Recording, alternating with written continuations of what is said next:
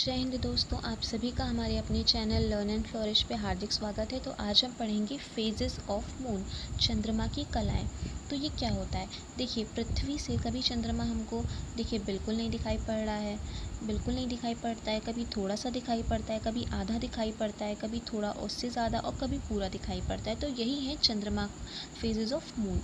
ठीक है, तो शुरू करते हैं। देखिए, सॉरी, ये हमारी पृथ्वी है, ये सन है और ये हमारा चंद्रमा है। देखिए, ये जो चंद्रमा मैंने बनाया है, ये पृथ्वी के चारों तरफ चक्कर लगा रहा है। तो ये इसकी एक्चुअल पोजीशन है, लेकिन पृथ्वी से हमको कैसा दिखता है? ये व्यू फ्रॉम अर्थ। तो ये वाले जो हैं वो पृथ्वी से कैसे दिखते हैं वो मैंने बनाए। देखिए, अभी सब क्लियर हो जाएगा, आपको ऐसे नहीं क्लियर होगा, तो बस सुनते जाइए। तो देखिए, ये हमारी पृथ्वी है, ये हमारे सन है और ये हमारा चंद्रमा है। तो जब पृथ्वी और सूरज के बीच में हमारा ये चंद्रमा भाई फंस गया, ठीक है।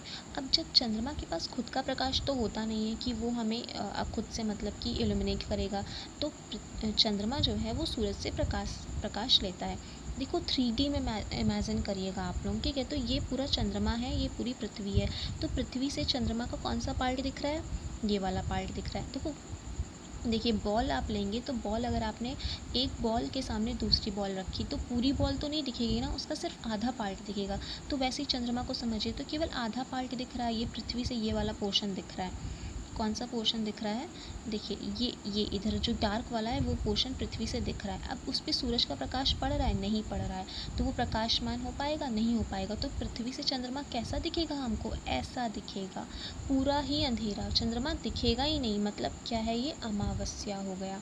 इसको क्या बोलते हैं? इसको बोलते हैं न्यू मून बोलते हैं। न्यू मून मतलब जब चंद्रमा पृथ्वी से हमको नहीं दिखाई पड़ता है, जब पूरा अंधेरा हो जाता है। क्यों? क्योंकि जो चंद्रमा का जो पार्ट पृथ्वी की तरफ है, ये वाला पार्ट है, इस पे सूरज की रोशनी नहीं पड़ रही है, तो हमको चंद्रमा ऐसा दिखाई पड़ेगा। मतलब ये क्या है? ये न्यू मून है। न्यू मून डे है, मतलब अमावस्या। ठीक है, क्लियर। फिर देखिए, कुछ दिनों बाद, इसके 2-3 दिनों बाद हमें पृथ्वी से थोड़ा सा, अब ये चंद्रमा यहाँ पहुँचा, यहाँ से यहाँ पहुँचा, यानी कि इसके थोड़े से पार्ट पर प्रकाश पड़ रहा है। जो पृथ्वी से दिख रहा है उसके थोड़े से पार्ट पर प्रकाश पड़ रहा है, तो हमको थोड़ा सा चंद्रमा दिखना शुरू हो जाएगा। देखिए, इतना सा हमको चंद्रमा दिखेगा, व्यू फ्रॉम अर्थ ऐसा दिखेगा हमको चंद्रमा। मतलब जो डार्क है वो नहीं दिख रहा है, जो वाइट वाला पोर्शन है वो मतलब कि हमको दिख रहा है। जो ये वाइट वाला पोर्शन है वैसा व्यू आएगा, मतलब ऐसा व्यू आएगा कुछ हमें पृथ्वी से, ठीक है। और इसको क्या बोलते हैं? Waxing crescent. वैक्सिंग क्या टर्म है? वैक्सिंग का मतलब होता है जब चंद्रमा धीरे धीरे प्रकाश में होने लगता है, धीरे धीरे उसको प्रकाश मिलने लगता है, तो हम उसके लिए एक टर्म यूज़ करते हैं, वैक्सिन। ठीक है, तो यहाँ पे बिल्कुल नहीं था, यहाँ पे फिर यहाँ पे आया 2-3 दिन बाद, उसको थोड़ा प्रकाश मिला, यानी कि इसको क्या बोलेंगे? वैक्सिंग क्रीसेंट बोलेंगे। फाइन। उसके बाद अब इसके कुछ दिनों बाद, यानी कि न्यू मून से 1 हफ्ते बाद, 1 वीक के बाद हमारा आता है फर्स्ट क्वार्टर। फर्स्ट क्वार्टर मतलब चंद्रमा हमें पृथ्वी से ऐसा आधा दिखाई पड़ रहा है।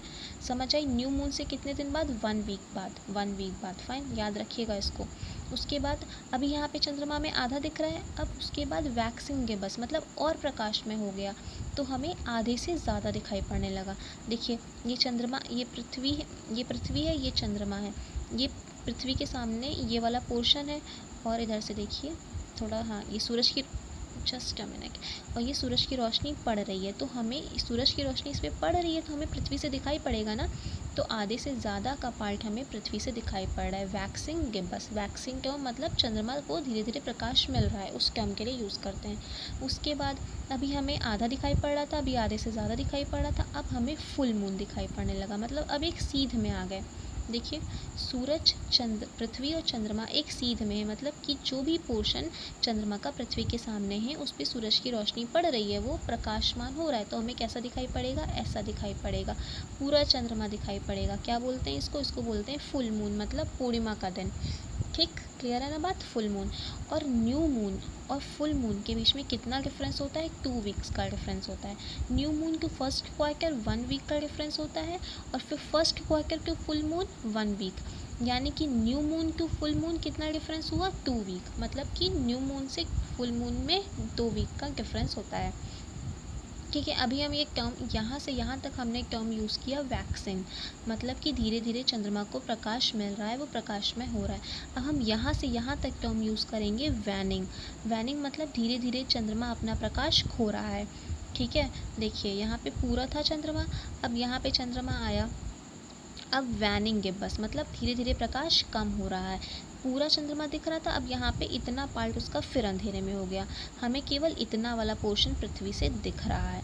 ठीक है, यानी कि वैनिंग गिब्बस, धीरे धीरे प्रकाश कम हो रहा है। अब यहाँ पे आइए, यानी कि यहाँ पे पूरा आधा ही केवल दिख रहा है। यहाँ पे पूरा इतना दिख रहा था, आधे से ज़्यादा दिख रहा था, और यहाँ पे अब आधा ही दिख रहा है। पूरा दिखा, फिर आधे से ज़्यादा दिखा, यानी कि प्रकाश कम हुआ ना, फिर यहाँ पे और कम हुआ, सिर्फ आधा दिखा। अब यहाँ आधे से भी कम दिख रहा है, वैनिंग क्रीसेंट वाली सिचुएशन आ गई। यहाँ पे देखो आधे से भी कम, यहाँ आधा दिख रहा है ना, अब यहाँ आधे से भी कम दिख रहा है। फिर उसके बाद जितना आधे से भी कम जितना भी दिख रहा था, अब यहाँ पे बिल्कुल भी दिखना बंद हो गया। ठीक है, तो यहाँ से यहाँ फुल मून से न्यू मून तक आते आते धीरे धीरे चंद्रमा अपना प्रकाश क्या करते जाता है, खोते जाता है, लॉस्ट होते जाता है, और फिर फुल मून से न्यू मून की सिचुएशन आ जाती है। समझ आई बात? जल्दी से रिवाइज कर लें। ठीक है, न्यू मून है, यानी कि पृथ्वी से चंद्रमा नहीं दिखाई पड़ रहा है, क्योंकि जो जो पोर्शन चंद्रमा का पृथ्वी के सामने है उस पर सूरज का प्रकाश नहीं पड़ रहा है। मतलब कि ये कौन सा दिन है, न्यू मून डे है, अमावस्या का। फिर उसके बाद धीरे कुछ दिनों बाद थोड़ा सा पोर्शन पृथ्वी से दिखने लगता है, उस पर सूरज की रोशनी पड़ने लगती है। फिर उसके बाद यानी कि न्यू मून से एक हफ्ते बाद आधा चंद्रमा हमें दिखने लगता है। फिर उसके बाद आधे से ज़्यादा दिखने लगता है, वैनिंग गिब्बस बोलते हैं इसको, सॉरी वैक्सिंग गिब्बस बोलते हैं इसको। और आधे से ज़्यादा के बाद पूरा ही दिखने लगता है, यानी कि न्यू मून से 2 हफ्ते बाद हमें पूरा चंद्रमा दिख जाता है, यानी कि पूर्णिमा। उसके बाद ये वैक्सिंग वाली सिचुएशन चल रही थी, अब यहाँ से वैनिंग, यानी कि धीरे धीरे चंद्रमा अपना प्रकाश खोता जाएगा। पूरा चंद्रमा दिख रहा है, अब यहाँ आधे से ज़्यादा दिख रहा है, मतलब पूरा दिख रहा है फिर आधे से ज़्यादा दिख रहा है। अब यहाँ पे केवल आधा ही दिख रहा है, और फिर यहाँ पे देखिए, गौर से देखिए, यहाँ पे केवल ज़रा सा ही दिख रहा है। अब वो यहाँ पे वो भी ज़रा सा दिखना बंद हो गया, यानी कि यहाँ से यहाँ तक वैनिंग गिब्बस, यहाँ से यहाँ तक वैक्सिंग गिब्बस। फाइन, अब कुछ चीज़ें हैं, देखिए न्यू मून, दो न्यू मून के बीच में कितना डिफरेंस होता है, 29 डेज़ का डिफरेंस होता है। 29 डेज़ का डिफरेंस होता है दो मून के बीच में, दो न्यू मून डेज़ के बीच में। ठीक है, और जो चंद्रमा होता है, ये जो चंद्रमा है वो पृथ्वी के चारों तरफ कितने दिनों में चक्कर लगाता है, 27.3 डेज़ में। और खुद के एक्सिस पर कितने दिनों में चक्कर लगाता है, वो भी 27.3 डेज़ में ही लगाता है। मतलब moon revolves around the sun 27.3 days में ही, और खुद अपनी एक्सिस पे रोटेट करता है, वो भी 27.3 डेज़ में ही अप्रॉक्सीमेटली करता है।